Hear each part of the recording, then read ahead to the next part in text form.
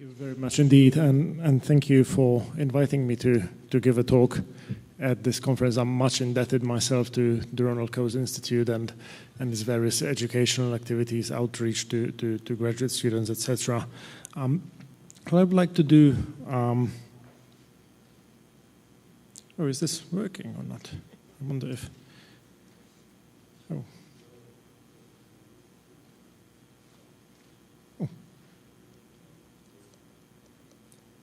basically now you've seen it all. Anyhow, I would like to begin by showing you this picture. So this is Cairo. This is one of the first things that you'll see when you arrive in the country, and obviously the traffic in the city is terrible for some understandable reasons. It is a city of 12 million people, perhaps even 22 if you include the neighboring suburban areas. Urban planning, public transport are not in an excellent shape.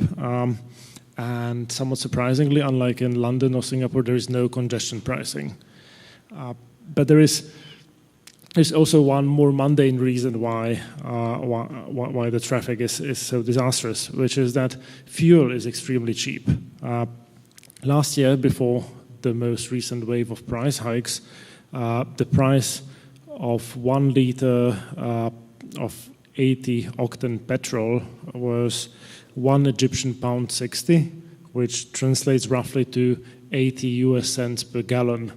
Now, Egypt, like many other countries in the region, has long sustained a system of subsidies to consumer goods, including energy and food.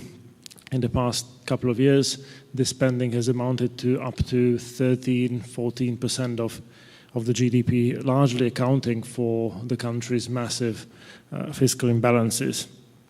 Subsidies are wasteful, inefficient, do not really help the poor. And it's very easy to envisage large welfare gains from moving from this system towards a social safety net that gives cash to poor people or even just gives cash to people, period. In spite of various attempts to move towards such a system over the years, subsidies have remained in place. The jury obviously is still out on the latest wave of reforms introduced last year by the government of Abdel Fattah al-Sisi. To an economist, such blatant, persistent inefficiency might appear puzzling. We like to think that in well-behaved private environments, inefficiencies would be arbitraged away, would be resolved through bargaining, etc. So the question is, why doesn't the same reasoning apply to political environments as well? Why doesn't some version of the Coase theorem, if you will, doesn't translate into Egypt's political reality? And my answer in this particular case has to do with policy credibility.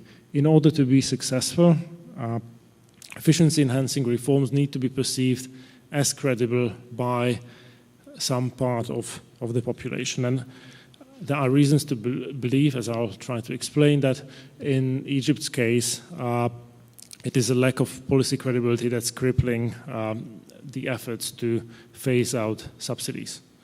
So what I would like to do first is to talk very briefly about the history of subsidies and about the various attempts to reform it. I will then briefly outline my explanation for why these attempts have been unsuccessful. I'll talk briefly about possible alternative explanations and try to touch on potential practical implications of this investigation.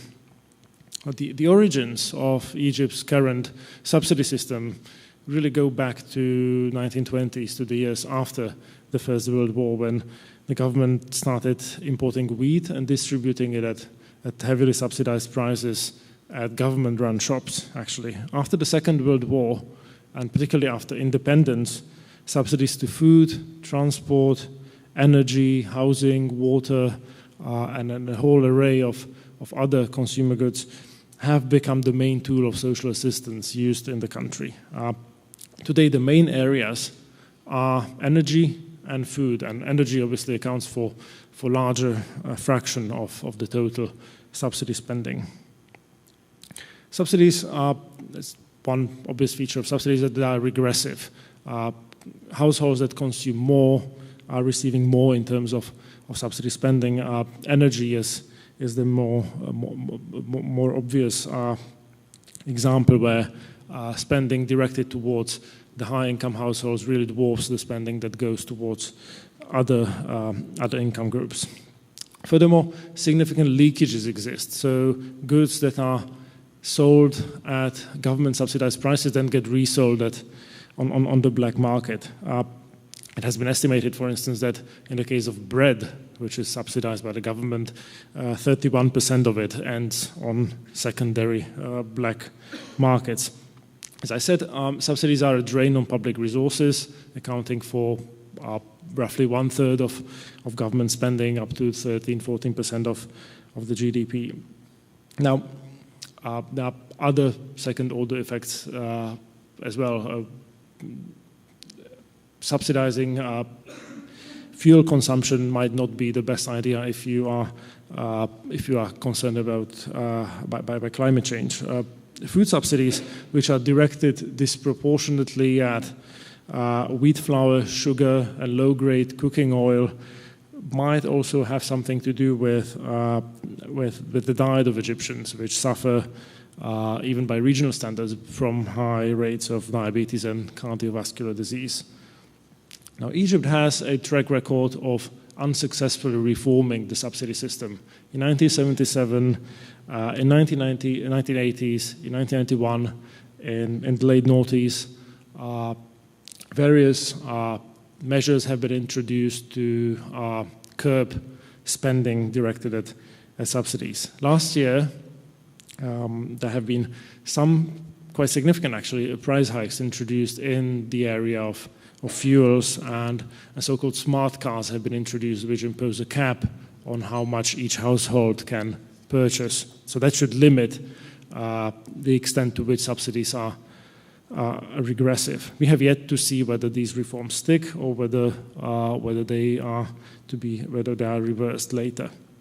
So why has it been so difficult to get rid of subsidies and replace them with a more sensible system of social assistance? My answer, as I said, has to do with policy credibility. Now, one way of understanding reforms or changes in policy is to see them as a contract, if you will, between the policymaker and the population. And the population provides support to the politician in exchange for a promise of specific benefits related to the policy change to be derived in the future. The problem, however, is that promises can be broken. And here's the basic structure of the game that the politician and the public are playing. In the first stage, the politician proposes a reform that is susceptible of generating a significant welfare gain, and it promises a specific distribution of that gain to the general population. Then the population decide whether to support the policy change or not, whether to go and start rioting or whether to vote the politician out of office if we are talking about the open competitive democracy. Then third, the politician can either, in case there is enough support, the politician can either decide whether to honor her promise or whether indeed to make sure that the gains do accrue to the general population, or whether it should just appropriate the entire surplus to herself and her cronies. A population that expects the politician to renege in the final stage of the game is unlikely to provide support for the reform. And indeed, that's exactly what has happened in Egypt over the years. Obviously, there are, in well-governed countries, there are ways around this problem.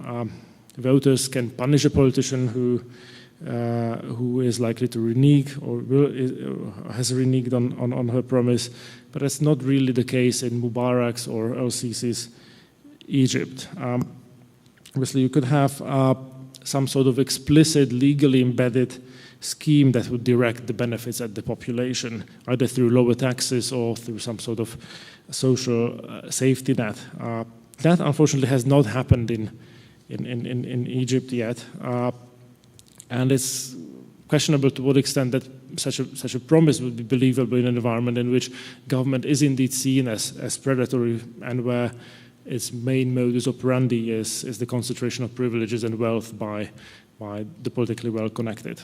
Another commitment device that can be used are international agreements, are these foreign agents, which have been discussed at this panel earlier. And indeed, in the past, some progress in reforming subsidies have been associated with IMF programs. However, the success of these reforms never extended beyond the lifespan, beyond the duration of these IMF programs. So once the IMF conditionality has disappeared, it was very easy for the population to force politicians back into the old way of doing things. Clearly, credibility is not the only possible explanation for why subsidies are in place. And in fact, the standard technocratic answer to why subsidies persist is that of a lack of capacity to deploy and a welfare scheme that would target households in needs with cash transfers instead of subsidizing specific consumer goods for the entire population. But even if we buy that explanation, it's not clear that subsidies are the second best optimum in Egypt's case. You could very easily replace subsidies with unconditional cash transfers to the entire Egyptian population and still make money, and still save money, and still make everybody as well off as they are today. So to understand why that has not happened, we have to go beyond just these purely technical explanations and understand the political economy of the problem. One alternative political economy story that can be told, that would be different from the story told in this paper, is one of special interest. It's that public choice story of concentrated benefits and dispersed costs. So clearly there is some merit to that. There is the transport industry, the heavy energy users, food and fuel retailers who benefit from the current system. But it's clear that they would stand to lose if subsidies were to be removed. But that doesn't really account for the popular unrest that occurs whenever subsidy reform is enacted. So in 1977, under the auspices of the IMF, the government decided to phase out food subsidies, and people took it to the streets, and 79 people died, 550 were injured, and there were riots that went on for several weeks. And after weeks of popular unrest, government backed off and scrapped the reform. And clearly people who took it to the streets were not representatives of heavy energy users or the transport industry. These were ordinary Egyptians who feared that the reform would make them dramatically worse off. So what is to be done in such an environment if we wish the Egyptians to move away from vastly inefficient subsidy system? Well, I think the first consideration is that the reform will have to occur because the current situation is not fiscally sustainable. Now, we have to think about how to design a potential reform in a way that gets around the credibility problem. One way, and I think it's one of the lessons from Central and Eastern European transitions, is that you might want to make the reform encompassing, quick, and relatively simple to administer in a way, furthermore, that raises the cost of reversal in the future. For instance, you might want to dismantle the institutional structure that surrounds the administration of subsidies, liberalize food and energy markets, just build constituencies for well-functioning food and energy markets. Clearly, you have to compensate people who would stand to lose without subsidies. In the short term, that would most likely, in Egypt's case, require unconditional cash transfers, which then can be made more targeted as a system of identifying poor households is in place. And the government needs to have a communication strategy. It needs to explain truthfully the nature of the problem and what's at stake in a way that's likely to be believed by the population. Is it likely to happen? Probably not. And instead, we are, in the years to come, likely to see more ad hoc fixes that will try to bring subsidy spending under control in times of crisis, followed by expansions in good economic times. And ordinary Egyptians will be the ones paying the bill for this. And on that optimistic note, I thank you.